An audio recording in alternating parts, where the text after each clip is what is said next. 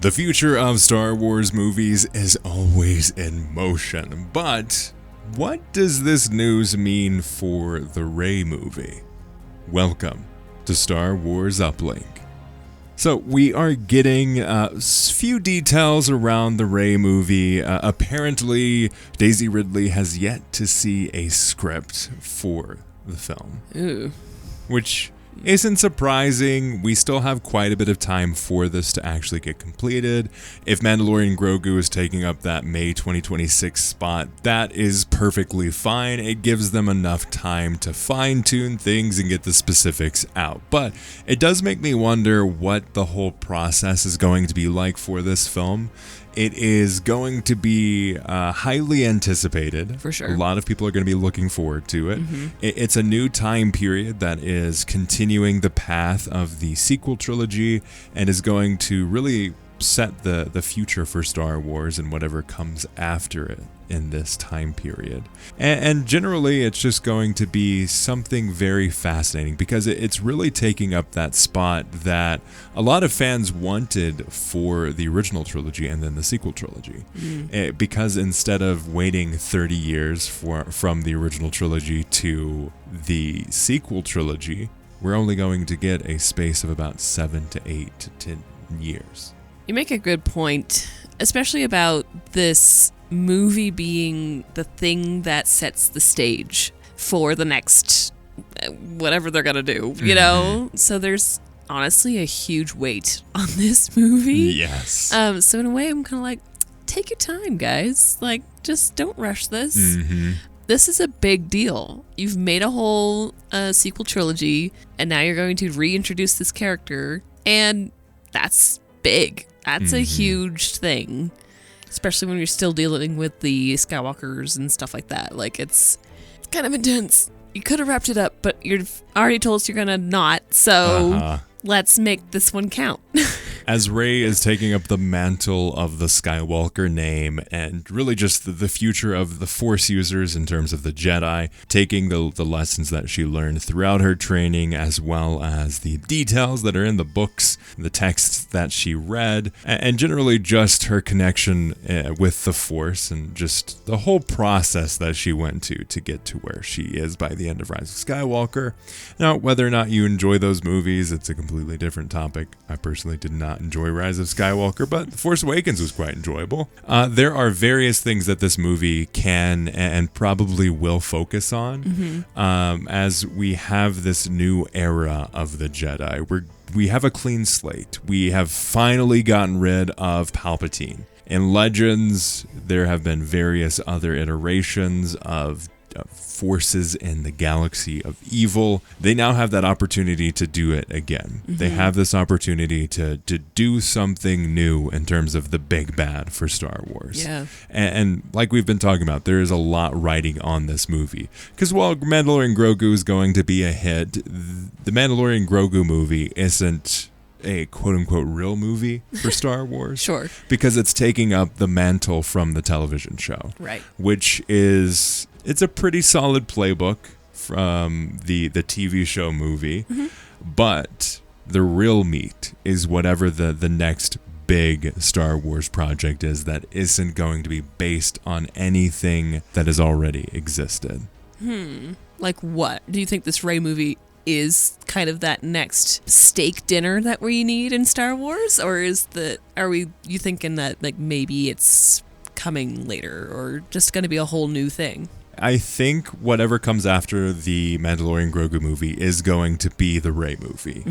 I think they kind of need it to be the Rey movie because of what they set up. Yeah. It's a continuation of the Skywalker saga for both good and bad. Like it is the next step for a lot of the characters that we've come to know and love. And there's an opportunity for them to really kind of recreate Luke Skywalker and Rey. There's a lot of opportunity for Rey to follow in the footsteps of the person that trained her on a lot of her abilities in the Force.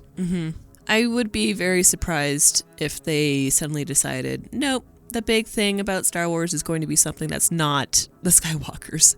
It's just not really possible at this point. Or a Jedi. Yeah. Because like Mandalorian Grogu is going to be good, but it's not a Jedi story. Right. And a lot of what Star Wars is known for and a lot of what people go to for Star Wars is the Jedi story. The continuation of the Jedi, the continuation of the myth. That is a huge part of Star Wars. Yeah. Rey is kind of the biggest separation from the Skywalkers that we can possibly get, I feel. Because she's really the spawn of the villain of the Skywalkers. It's honestly kind of poetic for them to continue the story with a Palpatine, but chosen to be a Skywalker. Yeah. Someone who's like... However that works.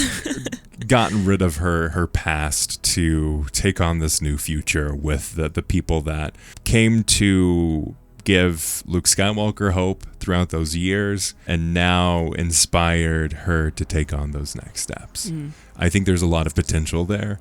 I do wonder if we will ever get another Star Wars trilogy or if that's completely dead. Right. If we're just going to get one-offs on like stories and just like her and her Padawans or students or whatever. Or if it's just trying to wrap up the whole story in just that one movie. Right. I do wonder that because Star Wars has been for so long, throughout the decades, a trilogy-based story. Right. It's got the first movie, the middle dark period that's more about the characters, and then the triumphant finish with the third movie. Right. That's kind of the structure of Star Wars throughout the decade since it came out. And now I wonder if they're going to try to play it more safely instead of having this big trilogy of like, if one movie doesn't do well, that means they still have to finish off the story. Interesting. So you think a one-off is actually more safe than I doing a do trilogy? think so, because if they spread out their efforts, if we have the Rey movie here, we have the Dawn of the Jedi movie here,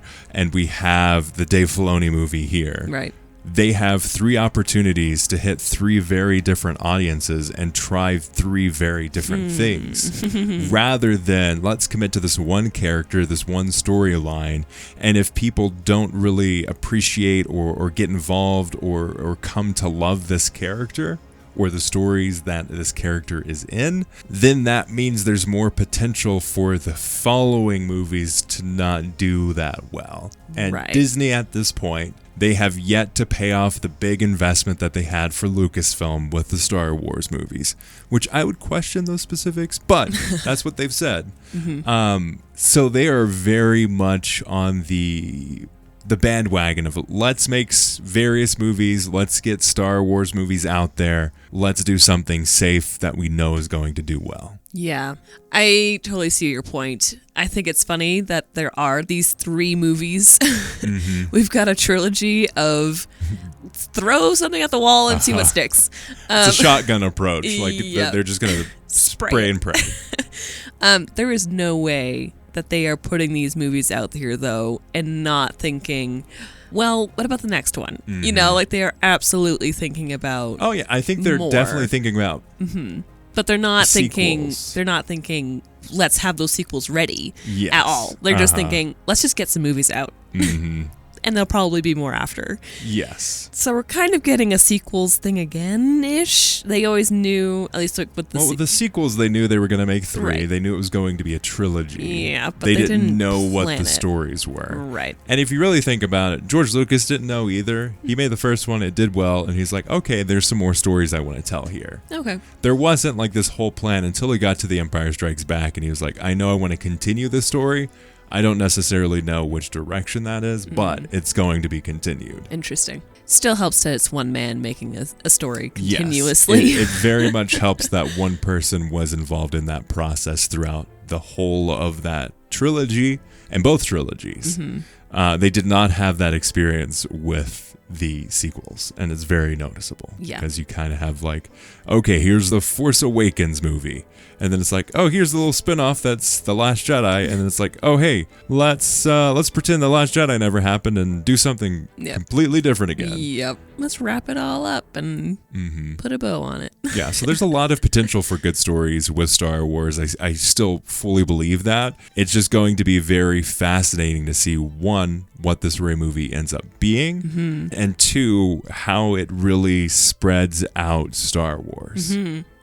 Yeah, what kind of future it creates in Star Wars, especially with mostly just the fans.